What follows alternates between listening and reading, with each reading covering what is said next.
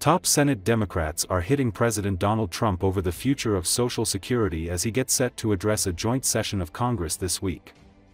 According to Associated Press, Trump will be speaking to lawmakers he has bulldozed past this first month in office, wielding unimaginable executive power. With top aide Elon Musk, Trump is firing federal employees, shuttering government agencies. Democrats say Trump and Musk represent a real threat to well-being of Social Security. It is hard to believe that the Trump administration wants to cut Social Security, but that's what's happening, said Senate Minority Leader Chuck Schumer.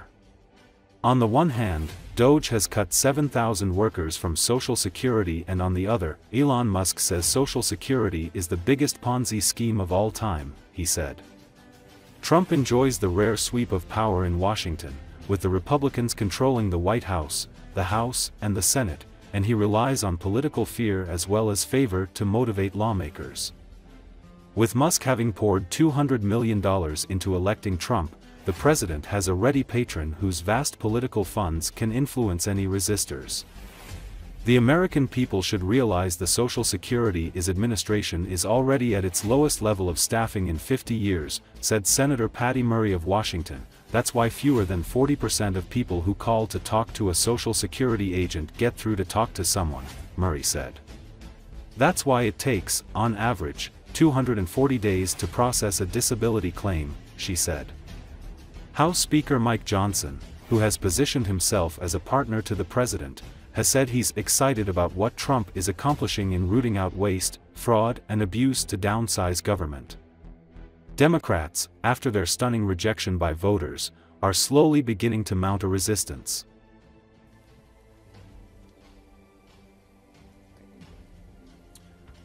Okay.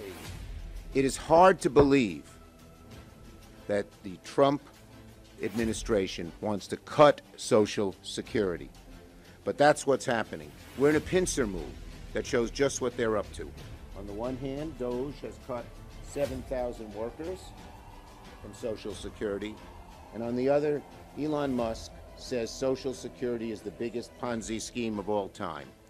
Tell that to the average Social Security recipient who depends on that $1,100 or $1,500 to buy food, pay the rent, go visit the grandkids. Tell them it's a Ponzi scheme. Tell them they don't deserve that money. It's outrageous. Why would they do this? They're in a frenzy to give tax breaks, tax cuts to the wealthiest, the very wealthiest billionaires in America. They're just frenetic about it. The American people should realize the Social Security administration is already at its lowest level of staffing in 50 years. That's why fewer than 40% of people who call to talk to a Social Security agent get through to talk to someone. That's why it takes, on average, 240 days to process a disability claim. And that's why last year an estimated 30,000 Americans died while waiting on a decision about their disability benefits. Yet Trump and Elon are now loudly declaring they want to significantly reduce staff further. DOGE's attack on Social Security, in my view, is a first step on the path to privatizing Social Security.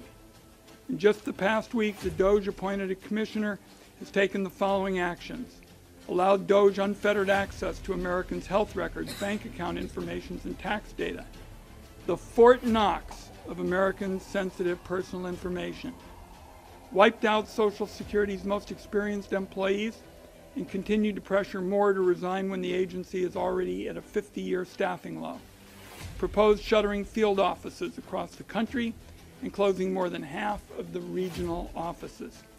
Taken together, there is no conceivable way that Social Security benefits will be paid on time and in full to Americans who have earned them by paying into the program with every paycheck. As the former Social Security Commissioner put it, you're going to see the system collapse if this keeps on.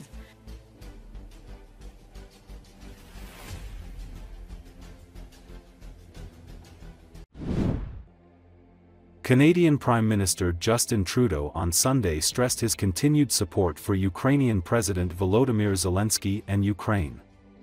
"I stand with Volodymyr Zelensky and I stand with the people of Ukraine," he told reporters after attending a summit in London with European leaders to shore up support for Zelensky after an astonishing Oval Office meltdown with President Donald Trump that left many uncertain where the once staunch allies stood.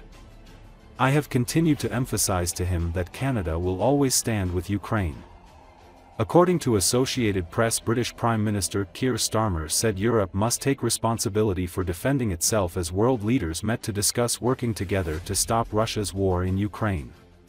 Starmer said Britain, France and Ukraine have agreed to work on a ceasefire plan to present to the United States. Starmer pledged to supply more arms to defend Ukraine, announcing that the UK will use £1.6 billion in export financing to supply 5,000 air defense missiles.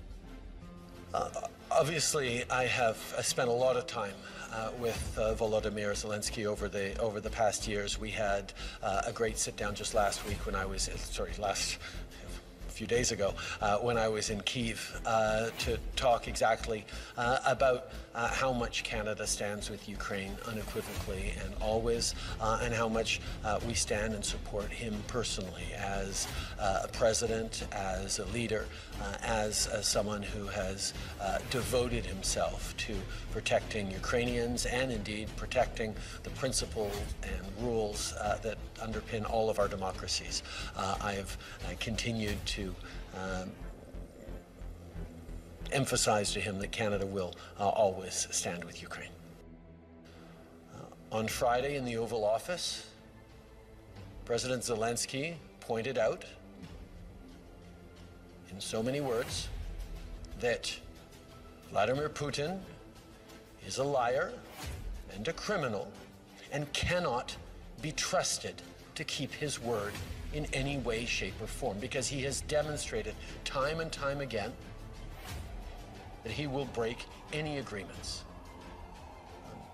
I stand with Vladimir Zelensky, and I stand with the people of Ukraine. On the road. Every step of the way, Canada has looked at the ways it can best help. And as I've said a few days ago, everything's on the table. We know that the Canadian military has ways that it can contribute. We're not going to get ahead of the discussions on how to keep a peace that isn't yet in place. But Canada will be there and is open to doing what is necessary. But those will be decisions taken in the coming years by Canadians and their government.